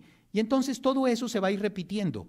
Ahora, la Revolución Francesa cometió muchos errores, pero creó una burguesía. Le dio el poder a una burguesía. Eso que ni qué. Va a haber una burguesía francesa importante. Las tierras de la iglesia, las tierras de los aristócratas fueron nacionalizadas y se creó una clase de pequeños propietarios. Eso que ni qué. Se realizó una reforma agraria en Francia. No se repartió en ejidos, no en granjas colectivas, no en los coljoses, ¿sí? Pequeños propietarios. ¿Sí? Y eso intentó hacer Juárez al nacionalizar las tierras de la iglesia. ¿Sí? Pero hubo dos problemas, o tres. Primero, ¿sí? Esas tierras no eran tantas como creían. Segundo, ¿sí? Estaban en guerra. Y entonces Juárez se las vendió a los especuladores, futuros latifundistas. ¿Sí? Y tercero, ya se me olvidó, pero por ahí debe haber otro factor o muchos más. ¿Ok? Bueno, X. Bien, entonces, tenemos ese mundo francés, que es nuestro modelo, ¿sí? De cómo la Revolución Francesa, para imponer el mundo moderno, el liberalismo, ¿sí? Tuvo que usar la violencia, tuvo que atacar a la iglesia, tuvo que atacar a los aristócratas, ¿sí? No fue como en Inglaterra. Fíjense, en Inglaterra, 100 años antes de la Revolución Francesa, 1689, se hizo la Revolución Gloriosa. La Revolución Gloriosa, así es. ¿Y por qué fue gloriosa? Porque hicieron que el rey se sujetara a un parlamento sin disparar un solo tiro. ¿Pero por qué? ¿Cómo le hicieron? Porque no tenían oposición. Fue suavecito. Entonces, Inglaterra no impuso, propuso y se aceptó. Los americanos les va a pasar lo mismo. Cuando se opone la aristocracia del sur en las plantaciones algodoneras con sus esclavos afroamericanos, va a haber una guerra civil y la van a destruir a esa aristocracia sureña. ¿Sí? Bien, ¿cuál va a ser nuestro modelo de los liberales mexicanos? Como son latinos, pues Francia. Porque lo que ocurría en Francia ocurría acá también. Entonces, ¿cómo reaccionaron aquí? Igual que allá, exactamente igual que allá. ¿Sí? Bien, aquí entonces vamos a contrastar este mundo angloamericano, más suave en el liberalismo, que el mundo latino y latinoamericano, en donde hay una violencia para imponer ese mundo moderno. ¿Sí? Sí, nos llamamos igual que los Estados Unidos, pues nada más el nombre, porque realmente nuestras emociones, nuestra genética, viene del mundo latino, viene en este caso de Francia y de España. ¿Sí? Bien, hay una cosa muy importante también en Inglaterra. ¿Sí? Esta aristocracia se abre, esta aristocracia es inteligente, evoluciona. ¿Sí? Se alía con la burguesía, la auspicia, muy bien. Pero aparte, Inglaterra es hija de la Reforma protestante, ¿sí? Que podemos verla así, yo como católico podría verla así como, ataca los dogmas, ¿sí? Puede ser, pero no la voy a ver así, la voy a ver más bien como un intento de romper un monopolio. Un monopolio, el monopolio del catolicismo, del papado. ¿Sí? ¿Está bien? ¿Sí? La pluralidad. Y entonces la reforma protestante evangélica implicó la convivencia de diferentes creencias. Y eso es el liberalismo. Eso es la democracia. la convivencia de otredades. Entonces, ¿con qué empiezas? Con lo más profundo, que son tus creencias. Vean las colonias americanas. Unas eran puritanas, unas eran cuáqueras, otras eran anglicanas. Hasta había una católica, Maryland, con Lord Baltimore. De todo, y convivieron. Esa es la modernidad, ¿sí? Pero ¿qué había en Francia? ¿Qué había en España? ¿Qué había en Hispanoamérica? La Iglesia Católica, Apostólica y Romana, punto. ¿Sí? Fíjense, cuando Juárez lucha contra los conservadores en la guerra civil, ¿cómo le ponen los liberales a esa guerra? ¿Qué nombre le ponen? La guerra de reforma. ¡Achis! ¿Por qué? Estaban conscientes que lo que necesitaba México era eso, una reforma, pero en el sentido histórico europeo, ¿sí? Libertad de creencias, por eso le ponen así, reforma. O sea, también es una guerra religiosa y es digamos, una especie de sellar la diversidad. Claro, así le ponen de nombre. A la hora de los trancazos, yo no hablo con los conservadores. Ustedes apoyaron a los extranjeros, fuera. Se quedaron hablando solos y eso no es democracia. Claro, sí hicieron pactos con la iglesia, ¿sí? Pero a un interlocutor político básico, que es el conservadurismo, lo quitaron. Hicieron pactos con la iglesia, hicieron pactos con, digamos, desde el punto de vista social, con la élite conservadora. Sí. Hicieron pactos con los pueblos indígenas, claro. Dialogaron con el mundo tradicional, pero no dialogaron políticamente con sus opositores, que debieron haberlo hecho, ¿sí? Bueno, nobody's perfect. Entonces, aquí tenemos el liberalismo. ¿El liberalismo qué es? Últimamente el liberalismo son técnicas para controlar a los gobernantes. El liberal es realista. Siempre vamos a tener mandamases. Bueno, como siempre los vamos a tener, pues vamos a controlarlos. ¿Con qué los controlamos? Con una serie de técnicas, de instrumentos. Elecciones libres periódicas de representantes, de mandamases. Elecciones libres periódicas, ¿sí? Esas elecciones, en un principio, como eran de las élites, ¿sí? Eran selecciones. Elegías al mejor, ¿verdad? Pero después, ¿sí? El mundo de las masas ya no te permite que la elección sea necesariamente selección. Y bueno, que Dios nos agarre confesados, porque a veces sube al poder o suben al poder gente que no merece estar ahí arriba.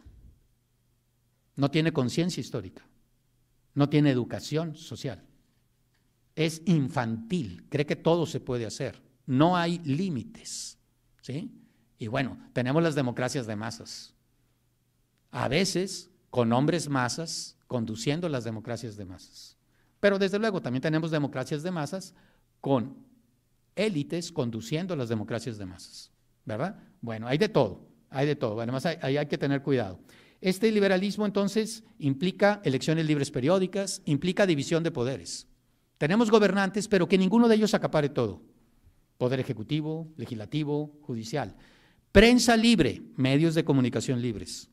Es la forma en que los ciudadanos nos enteramos de todas las barbaridades, ¿sí?, que cometen o intentan cometer nuestros gobernantes. Esa es otra técnica. Federalismo es otra técnica. Y así nos vamos. El liberalismo son una serie de técnicas, ¿sí?, de técnicas que van a permitir el control de los gobernantes, ¿sí? ¡Ay, que no haya gobernantes! En otro mundo. En este mundo siempre hay gobernantes. En toda comunidad va a haber autoridades. Entonces la democracia sostiene que si va a haber autoridades sociales, que estén controladas. Ojo, no quiere decir que en todas las comunidades haya democracia, porque hay comunidades que no. Imagínense en un ejército, dice el capitán, ¡al ataque! Los soldados, vamos a votar. En una empresa, el director financiero dice, tenemos que endeudarnos con tal banco. Los obreros, no, vamos a votar. En una familia, bueno, vamos a ver esta película. ¡Ay, no, vamos a votar! Las familias democráticas, ¿qué terminan siendo? Desapareciendo. Así es. Las familias autoritarias, ¿sí? Son autoritarias, pero son familias. Todavía existen. O sea, la Iglesia Católica, no que se democratice, que votemos todos los creyentes a ver quién es el Papa, ¿sí? No. Es que hay comunidades donde hay que tener cuidado. No encaja la democracia, ni en las empresas, ni en las escuelas, ¿sí? A ver, vamos a ver el examen, profesor. No. Esto no debe venir, ¿verdad? No, así no funciona, ¿sí? Claro, fíjense el discurso posmoderno, contra toda autoridad, ¿sí? Y por eso es un relajo. La rebelión de las masas, ¿sí? Hay que tener cuidado, se necesita la autoridad, ¿sí? Y hay que ver dónde se necesita controlarla y dónde hay que dejarla fluir. Y desde luego, hay autoridad tremenda y autoridad controlada. Y hay aquí una serie de, digamos, posturas intermedias. Y hay que discernir. Tampoco estoy así diciendo que lo que dice el papá se va a hacer, no, ¿sí? Casi lo estoy diciendo, pero no del todo, ¿ok? Me parece que hay aquí posturas intermedias y bueno, habría que discernir. Depende del sapo, es la pedrada, ¿verdad? ¿Ok? Bueno, y entonces, acá tenemos este liberalismo con estas técnicas. Fíjense qué curioso, ¿de dónde nace el vocablo liberal? De España. España lo inventa. Ah, chis, pero Inglaterra y Holanda fueron los primeros liberales. Sí, pero no se bautizaron. Ya estaba el bebé, creció. Oye, ¿cómo se llama el bebé? Oye, ya tiene 5 años, no le han puesto nombre, ¿no? Ay, vente, ven. Y ahí viene el bebé. Bueno, el niño de 5 años. España dice, ay, le vamos a poner liberal. ¿Pero por qué? Ay, porque el liberalismo es bien generoso. Permite todas las posturas, todas las corrientes, todos los pensamientos. Eso es ser bien generoso, el ser liberal. Oye, es una persona bien liberal, generosa. Y lo más generoso es ver al tú. No nada más yo, sino el tú, el otro.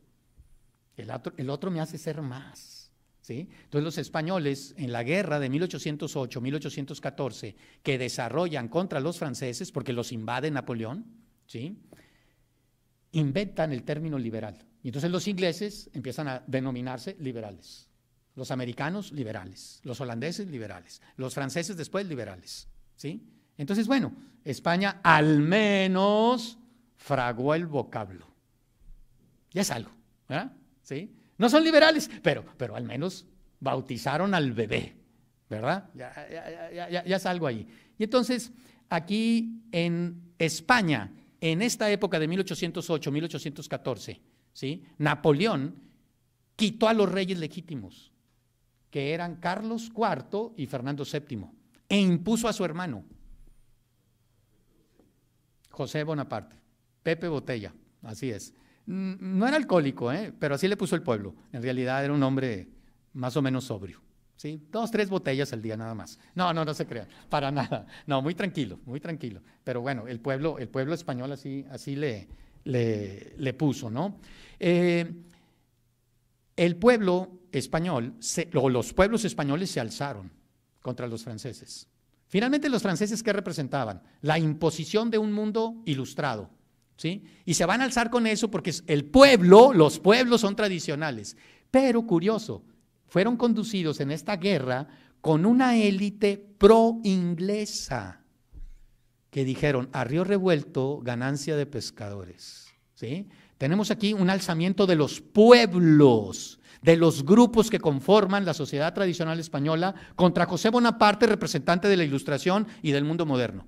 Vamos a dirigirlos y va a estar aquí un merequetengue, son los pueblos, pero nosotros vamos a hablar del pueblo, singular, plural, pueblos, tradicional, lo real, lo específico, pueblo, una abstracción, mundo moderno, ¿sí? Entonces, esta élite española, ¿sí?, va a crear una asamblea en Cádiz, las Cortes de Cádiz. Van a escribir una constitución, la Constitución Liberal de Cádiz, de 1812, donde decían, nosotros cuando derrotemos a los franceses va a regresar nuestro verdadero rey legítimo, que es Fernando VII, y le vamos a poner unas cortes, un parlamento.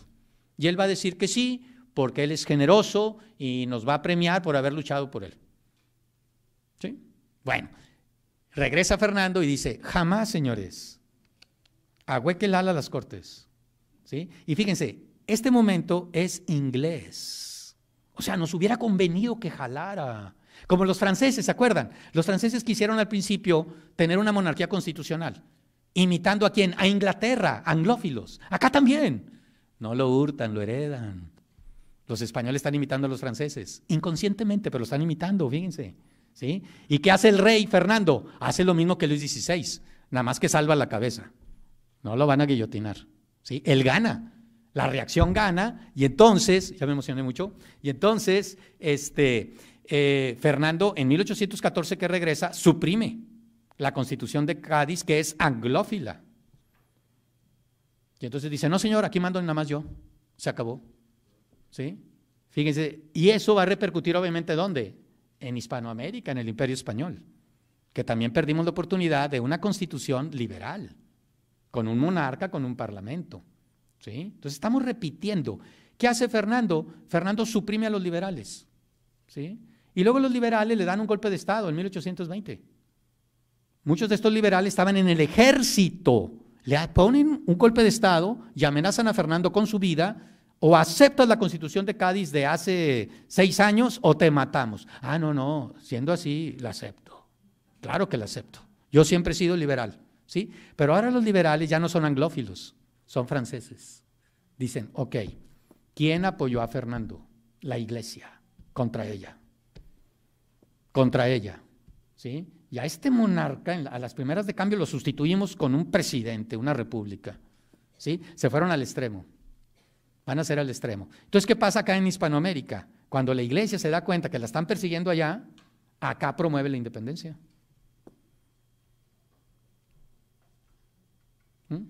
O sea, ¿por qué nos independizamos? Porque no quisimos la Constitución de Cádiz. O sea, nos independizamos porque no quisimos ser modernos. Ah, chispa, entonces, ¿cuándo vamos a ser modernos?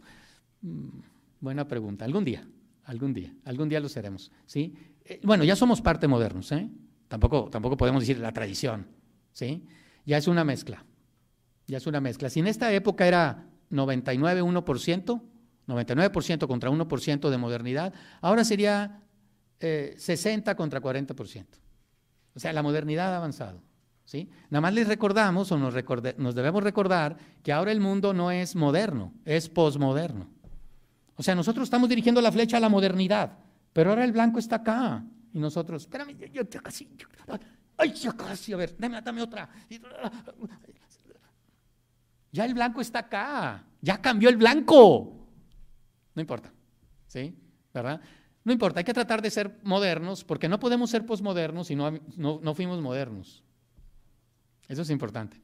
Aunque llevamos un retraso, ¿sí? La modernidad fue a las 12 del mediodía y son las 9:38 y todavía no llegamos a la cita de la modernidad, ¿verdad? No importa, hay que llegar. A lo mejor no la encontramos, ¿sí? Pero ya fuimos, ¿ok?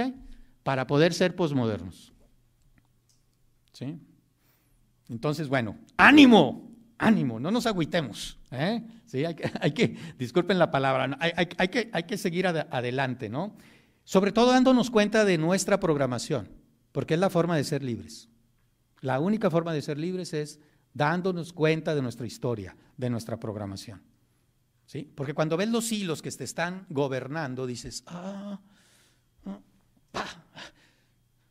lo cortas.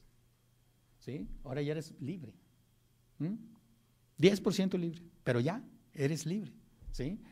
Bien, entonces, ¿qué va a pasar en España? En España, durante todo el siglo XIX, van a estar en guerras civiles. ¿Por qué? Porque va a haber una minoría liberal que va a querer modernizar a la tradición española, ¿sí? Y va a haber liberales contra carlistas. Y esto se va a repetir en América Latina, liberales contra conservadores. Carlistas, empieza con C, conservadores. Son los mismos. Oye, pero ¿dónde viene eso de carlismo? ¿Sí? Bueno, lo que pasa es esto, fíjense, qué vueltas da la vida, ¿verdad? Increíble. Fernando VII no tuvo herederos varones, Y él era así un hombre, pues hispano, ¿verdad? Decía Chihuahua, ¿sí? Y entonces ya entró en su vejez en los años 1830, ¿sí? Y su hermano menor, Carlos, ¿sí?, le recordaba cada rato a Fernando, Fernando, cuando te mueras, como no tienes hijo, de acuerdo a la ley francesa, nosotros somos Borbones de origen francés, la ley sálica, tu hija no puede gobernar, que era Isabel II. Si no, no me lo recuerdes, no me lo recuerdes, no puede gobernar, el gobierno me va a pasar a mí, Carlos, ¿sí? Y entonces Fernando dice, Chihuahua, este Carlos me cae regordo, ¿sí? Y entonces yo voy a hacer que mi hija Isabel sea la heredera. ¿Y a quién busca? A sus antiguos enemigos. No podía buscar a los conservadores, porque los conservadores decían, Su Majestad, la ley sálica, aquí gobiernan puros hombres, puros varones, whatever that means, ¿ok? ¿Sí? Y entonces, con una niña jamás. Y él entonces dice, bueno, ¿quién me puede apoyar? ¿Quién cree que la mujer es igual que el hombre? A los liberales, ¿sí? Y se va con sus enemigos, a los que había perseguido siempre. Entonces los liberales dicen, apoyen a mi hija, y yo los apoyo ahorita, ¿sí? Y yo firmo, así es. Y entonces vamos a tener que el diablo se alió con el ángel o el ángel con el diablo, ¿sí? Hay esas curiosas alianzas, ¿verdad? Y entonces vamos a tener a los liberales, fernandistas, apoyando a Isabel. Y los carlistas van a decir, no señor, la tradición, ¿sí? Y va a haber esas guerras que van a ensangrentar España durante todo el siglo XIX. Entonces llegaba España acá, decía, vamos a invadir México porque no se saben gobernar. No me hagas reír, tú vienes de guerras civiles, acabas de terminar una y empieza la otra, y vienes acá a darme lecciones. O Francia venía acá, impongo un imperio para poner orden. No me digas. Si Francia, fíjense, ¿qué gobierno tiene ahorita? La quinta república. O sea que ha tenido 5, ¿sí? Desde la primera que tuvo con Robespierre, ahorita tiene 5. Más el imperio de Napoleón I, el imperio de Napoleón III, una dictadura en la Segunda Guerra Mundial de Petén y un chorro de gobiernos, bien inestable. En cambio, fíjense, desde 1689 Inglaterra no ha tenido un solo golpe de Estado, ni con el Brexit. Estados Unidos, guerra civil, no ha tenido un solo golpe de Estado, nunca. Oye, les han matado a presidentes, sí, pero golpes de Estado no ha tenido, ¿sí? O sea, ahí se arraigó una cosa que acá no, ¿sí? Entonces, ¿por qué hemos tenido tanta inestabilidad? Porque no jaló la monarquía parlamentaria. Ese es el mundo moderno. El mundo moderno es respetar la tradición con un ingrediente de cambio, ¿sí? El monarca con un parlamento. Pero ni en Francia Luis XVI aceptó, ni Fernando VII lo aceptó, ni Iturbide lo logró hacer acá, ¿verdad? Porque él se propuso como monarca, como una especie de Napoleón, ¿sí? Y entonces, ¿qué sucedió? Creamos una república presidencial, ¿sí?, con un presidente como si fuera monarca, pero no es monarca. Bueno, es una solución tropical, chico, pero más o menos ha jalado, y entonces eso es, digamos, el liberalismo a la Hispanoamérica, ¿verdad? ¿Sí? En lugar de tener un monarca, tener un presidente. Oye, pero eso del monarca es absurdo, Ponciano. Pues sí, para América es absurdo. No propongo un monarca, ni mucho menos. Propongo un presidente fuerte, ¿sí? Un presidencialismo, como lo tiene México. Está bien, está bien. Pero si se fijan, los países más avanzados del mundo, quitan Estados Unidos, todos son monarquías. Inglaterra es monarquía. Quitemos Alemania también, ¿sí? Francia, bueno, no está dentro de los más avanzados, digamos. Me refiero a Holanda, a Dinamarca, a Suecia, a Noruega, ¿verdad? Son monarquías. El mundo nórdico, el mundo holandés, el mundo belga, la Inglaterra de Europa, el mundo inglés, ¿sí? España es monarquía. Japón es monarquía. España es monarquía y nos está anunciando, la regué. Admitieron que la regaron. Murió Franco y admitieron que la regaron. Claro, Franco quería un monarca absoluto, pero Juan Carlos, sí, muy bien, gran rey del siglo XX, cometió sus errores al final, desde luego, privados a lo mejor, no públicos, no creo que haya cometido ni un solo error público. Él no sigue la tradición, dice no monarca absoluto, monarca parlamentario. ¿Y qué sucede? Jaló. Su mejor amigo, socialista, Felipe, ¿sí? Felipe González. Es curioso, pero si hacemos los pactos, funcionan. A lo mejor no es lógico, pero como la vida no es lógica, ¿sí? O sea, la vida no es racional. No queramos ser tan lógicos. Hay que ser como más razonables, aceptar la sorpresa, la contradicción y dejarla que se despliegue, ¿verdad? Bien, les tomo 2-3 minutos más, ¿sí? Y continuamos con lo que nos falte la próxima sesión y empezamos a hablar también del magonismo, ¿ok? Bien, en México, ¿sí? Vamos a ver que como no jaló la monarquía parlamentaria, porque Fernando dijo yo no voy, todavía estaba con sus aires así de tradicionalismo, cuando se hace la independencia era la monarquía parlamentaria la inglesa, ¿sí? Claro que Fernando dijo, no la acepté en España, mucho menos en Nueva España, ¿sí? Y nos bloquea. Y entonces, Iturbide imita a Napoleón. ¿Y qué le pasa? Lo mismo que a Napoleón. Napoleón necesitó 15 años para que lo mandaran a la isla de Santa Elena. Iturbide 1 año. ¿Por qué? Porque era un Napoleón tropical, chico. Pues sí. En el trópico todo es más rápido, se desgasta rápido.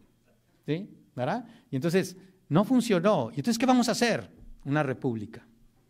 ¿Sí? Una república que quiso imitar a la americana, pero aquí teníamos una iglesia, un ejército fuerte, indígenas, pueblos, toda una programación hispana, ¿sí? Y no jaló, no va a jalar. Y entonces fíjense cómo rápido vivimos el radicalismo. Nos pasamos a Robespierre. Los americanos nunca se pasaron a Robespierre. Durante 50 años, la élite de Boston, la élite de Virginia, los Founding Fathers, gobernaron Estados Unidos. La crema innata de los hombres más listos de Estados Unidos los gobernó. Entonces, infancia es destino, van programando con sabiduría, con realismo, ¿sí? ¿Cómo se va a gobernar una república donde no hay reyes? Que era algo inédito. Un país tan grande sin rey nunca había sido gobernado así como los Estados Unidos, ¿sí? Entonces México era mucho más grande que Estados Unidos. Ay, nosotros no somos una república. Si ellos pueden, nosotros también. Error fatal, ¿sí? Y entonces se hacen las primeras elecciones, Guadalupe Victoria presidente, y a las segundas no se acepta la elección, se hace chanchullo, se hace un golpe de Estado y llega un afroamericano al poder, Vicente Guerrero. ¿Cómo? Si Estados Unidos hasta recién vino Obama, ¿sí? Pero México se come tapas. Pues rapidito la cosa. Y en 1829, 8 años después de la independencia, tenemos a Vicente Guerrero en el poder, un radical, ¿sí? Estados Unidos, para que llegara un radical, es hasta 1830 con Andy Jackson, un hombre del oeste. Entonces, fíjense, aquí nos comemos etapas, ¿sí? Y así no es la historia. ¿Cómo funciona la historia? Tranquilamente, gradual, todo viviendo su etapa, ¿sí? Un niño de 8 años no debe tener novia. Ahora lo tiene, y hasta 3 o 4 al mismo tiempo, pero no sé, se me hace que no debe tener. O sea, que cada quien viva su etapa. A veces ya la gente madura queremos seguir siendo jóvenes. No, hay que aceptar la etapa, ¿sí? Y es hermoso, y es mejor, con sabiduría. Tenemos adolescentes que no viven su adolescencia, y luego cuando andan de 40 años, andan destrampados, con sus carros deportivos y quién sabe qué. ¡Oh, no! Un país lo mismo, es igual, ¿sí? Vean cómo México se come tapas rapidísimo, ¿sí? Bien inestable, ¿sí? Y eso los liberales, ¿sí? Los liberales mexicanos van a decir, ¿pero qué nos está pasando? ¿Por qué no somos modernos? ¿Sí? Al principio tenían una fe enorme en las constituciones. Una constitución bonita ya estuvo. Todavía seguimos teniendo esa debilidad los mexicanos. No, hombre, con un buen reglamento. No, hombre, la ley. Podemos tener la ley más hermosa. De hecho, la tuvimos. La Constitución del 57, 1857, una de las grandes constituciones. Se empata con la de Weimar, con esta república alemana súper generosa. La del 57 es igual. Es una gran constitución, ¿sí? Muy por encima, desde el punto de vista técnico-legal, técnico-jurídico, que la del 17 que nos gobierna actualmente.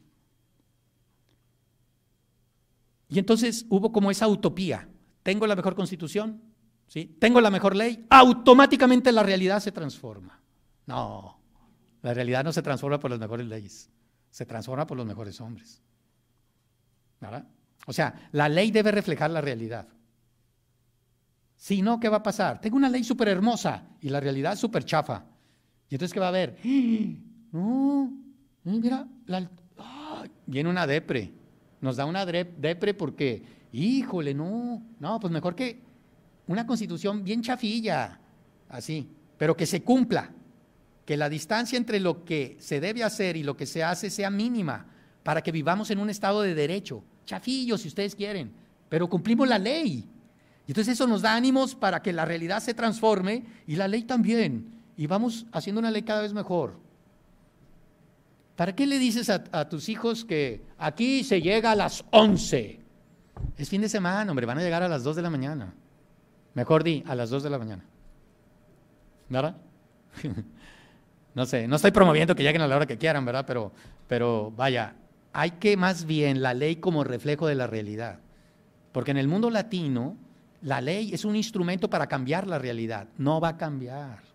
¿Sí? Entonces los liberales mexicanos, ¿sí?, al principio se entusiasmaron con las leyes, las hacían muy bien, pero se dieron cuenta que no. Esa etapa de constitucionalismo lo abandonan y dicen, no, ¿qué está pasando? ¿Quiénes nos están bloqueando? La iglesia y el ejército, contra ellos. Y viene una guerra civil. Esa es la etapa del liberalismo institucional o el liberalismo polémico, a luchar y a destruir al enemigo. Lo destruyen. 10 años. Guerra civil. La peor guerra entre hermanos. Caín y Abel. Y entonces, de 1857 a 1867, ganan los liberales.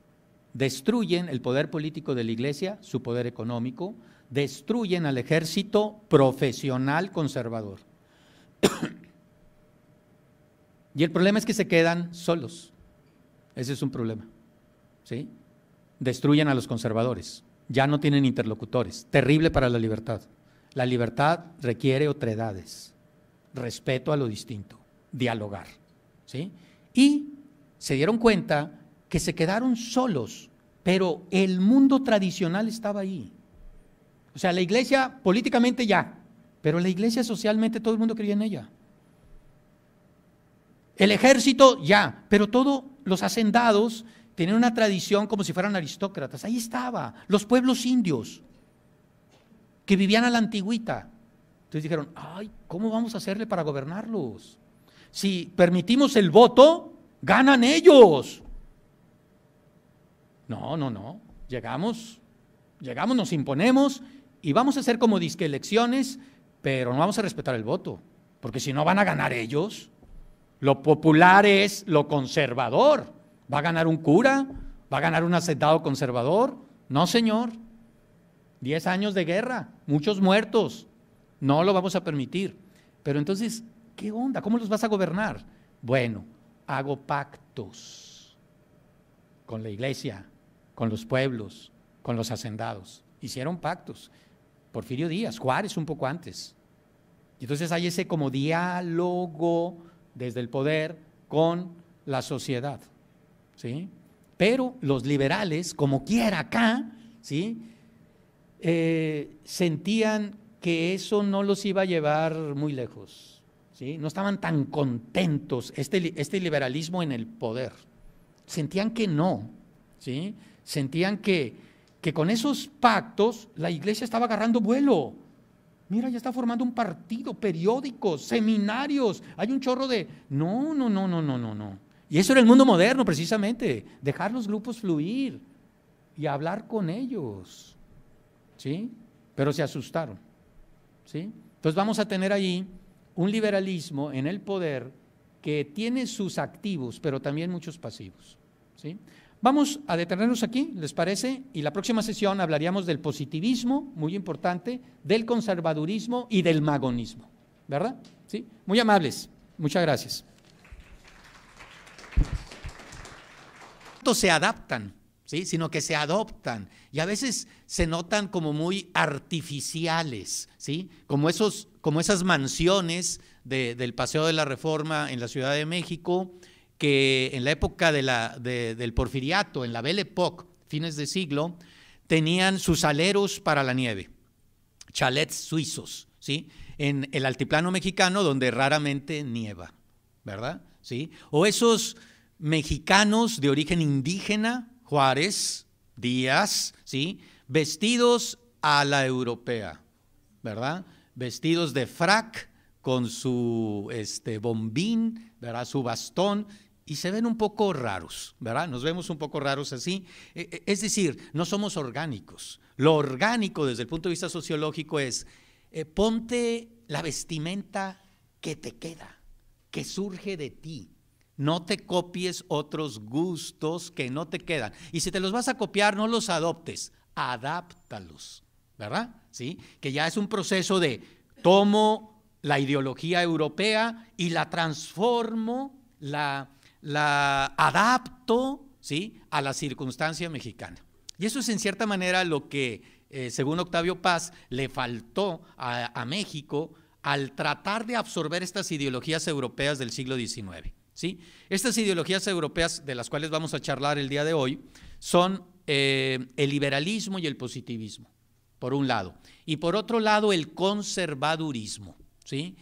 Decían los positivistas, Bulnes, Sierra, los más inteligentes entre ellos, los que se dedicaban a pensar en este grupo de tecnócratas, que para muchos estudiosos de la historia de México es el grupo tecnócrata más inteligente, más brillante de nuestra historia. Estamos hablando alrededor de 1900 de este grupo que gira en torno al Limantur, ¿verdad? Bueno, ellos decían, Sierra y Bulnes, que en toda sociedad civilizada hay dos tendencias que deben reflejarse en dos grandes partidos políticos, uno liberal y uno conservador. Es revolucionario. ¿Por qué? Porque demográficamente se limpia la estructura poblacional del país.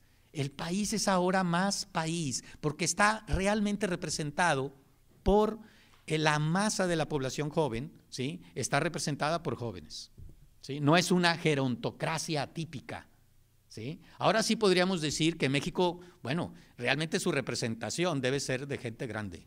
¿Por qué? Porque nuestra estructura demográfica ha cambiado. Ya no es joven, ya es un rombo. Entonces, la gente que tiene entre 30 y 50 años es ahora la mayoritaria, ¿sí? Y entonces ahora, pues lo atípico es que estén jovencitos ahí mandándonos o guiándonos, ¿sí? Lo más representativo sería que gente madura, ¿sí? Estuviera al frente del país, por decir algo. Es una observación nada más demográfica. Y entonces la Revolución Mexicana quita la gerontocracia y viene gente joven, ¿sí? Gente tan joven que cuando Miguel Alemán es presidente, muy joven también, 40 y tantos años, Vicente Lombardo Toledano, un viejo zorro de la política mexicana, lo bautiza como el cachorro de la revolución. Había esa sensación de que la gente era nueva, ¿sí? Por eso cuando Ruiz Cortines, de 52, 53 años, llega a la presidencia, todo el mundo le decía el viejito, ¿sí? Pues es un jovenazo, la verdad, ¿verdad? ¿Sí? Recién salido de su primera comunión, ¿verdad? ¿Sí? Entonces, pero vean ustedes cómo la revolución sí fue revolución en muchas cosas, ¿verdad? Bien, entonces, esta revolución de 1910 a 1940, 30 años, ¿sí? Coincidió con un marasmo enorme internacional, ¿sí? Y entonces la revolución tiene que navegar en aguas sumamente tormentosas, ¿sí? Fíjense nada más, ahí en el punto 11 estamos señalando La Primera Guerra Mundial, 1914-1918. El primer boom petrolero internacional, 1910-1930. Y punto. Y claro que tenían razón. Fíjense en las democracias más estables de Europa, incluso la norteamericana. Tenemos un partido que quiere el cambio y un partido que dice, no hay que cambiar tanto. Tenemos un partido conservador que conserva las cosas, ¿sí? Que se mueve lentamente, y un partido liberal o de centro izquierda que dice, no, hay que cambiar las cosas, ¿verdad?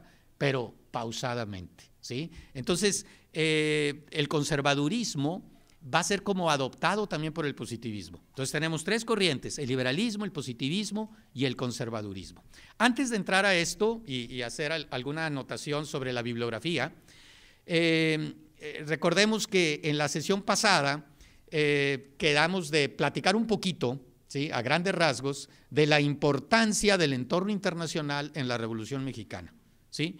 Entonces, si ustedes tienen la guía de la sesión pasada, en el punto 11 viene el entorno internacional. El entorno internacional, bueno, me voy a mover yo aquí en esta misma guía que estamos aquí presentando para irnos al punto 11. Aquí tenemos el entorno internacional, ¿sí? Porque es bien interesante. Fíjense cómo la Revolución Mexicana, que a veces en la historiografía reciente tiende a puntualizarse que no fue tan revolucionaria la revolución, porque bueno, no fue una revolución comunista, proletaria, que destruyó toda una sociedad. Bueno, es cierto, pero fue una revolución burguesa, fue una revolución que intentó crear un Estado moderno, que creó una burguesía mexicana, una clase media potente, que urbanizó, que industrializó. O sea, sí fue revolucionaria. Y si vemos a estos hombres ya de edad, representados por Porfirio Díaz de 80 años, que de repente el viento de la historia, los quita y surgen los rostros mexicanos, los rostros de jóvenes mexicanos, de gente de 30 años como Zapata o Villa, de gente de 35 años como Madero, ¿sí?, de gente como Obregón, que a los 38 años decía, el único error de Porfirio fue envejecer, ¿sí? Bienvenidos, bienvenidas. Vamos a iniciar este segundo encuentro de los 16 que tenemos planteados en este diplomado que se llama Istmos en la Revolución Mexicana y que trata de, en estos años de 1910-1940, conectar a los diversos caudillos con sus ideologías, sus mentalidades, sus ideas, ¿verdad?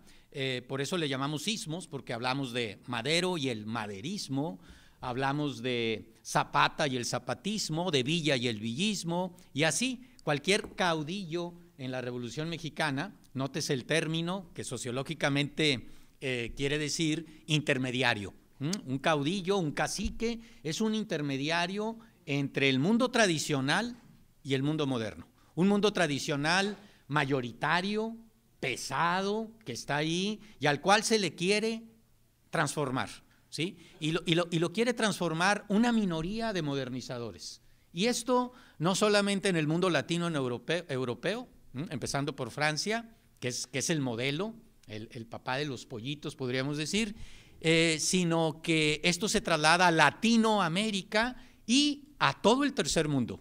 En todo el tercer mundo rige este modelo que François Javier Guerra, el estudioso del porfiriato, diseñó, ¿verdad? Por eso se le conoce como el modelo Guerra.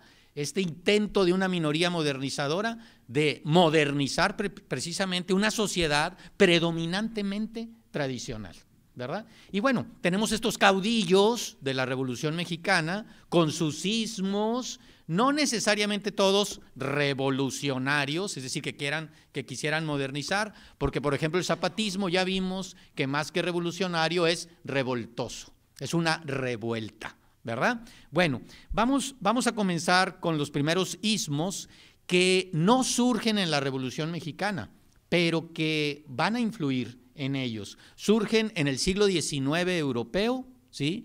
Y se adoptan en México. No tanto, hablamos de la Revolución Bolchevique, 1917-1921, con todas sus consecuencias. Hablamos de la Gran Depresión, 1929 hasta prácticamente 1941. Luego, hablamos del ascenso de los fascismos, el nazismo en Alemania, 1933, ¿sí? Que destruye pues un experimento muy parecido al maderista, el experimento de la República de Weimar, ¿sí? Sumamente liberal, fabuloso, ¿sí? Fabuloso en el sentido de la libertad, ¿verdad? Porque bueno, la libertad no es el único valor social, ¿verdad? Ese es el problema de la sociedad es que tiene muchos valores y a veces son antagónicos. Si quiero más libertad, pero entonces no puedo tener tanto de este valor, ¿sí? Y entonces tenemos que hacer como un trade-off, como una especie de equilibrio. Tengo menos de esto para tener un poquito más de esto, ¿sí? Y ese es el problema ético-social, ¿sí? Que los valores son antagónicos. No podemos tener todo al mismo tiempo, ¿sí? Y esa es la maduración del ser humano, reconocer los límites, reconocer eso, que la perfección en realidad es la imperfección, ¿verdad? Bueno, como sociedad también la democracia nos permite llegar a ese estadio de decir, no podemos tener todo, hay que negociar, hay que equilibrar y seguir adelante, ¿verdad? Bueno, aquí tenemos los fascismos, tenemos Hitler, que destruye la República de Weimar, y un poquito antes tenemos a Benito Mussolini, que impacta muchísimo en los líderes políticos mexicanos como Calles y Cárdenas, que le copian la organización del partido fascista en grupos, ¿sí? Y acá se les llama sectores. Entonces el PRI, el futuro PRI, que era el PRM, el Partido de la Revolución Mexicana, 1938, se calca su organización del partido fascista de Benito Mussolini, ¿sí? En su forma es fascista, obviamente no en su contenido. El PRI nunca tiene un contenido fascista, tiene un contenido más bien de centro-izquierda, whatever that means, ¿verdad? Pero su organización es fascista, ¿sí? Y nada tonto, nada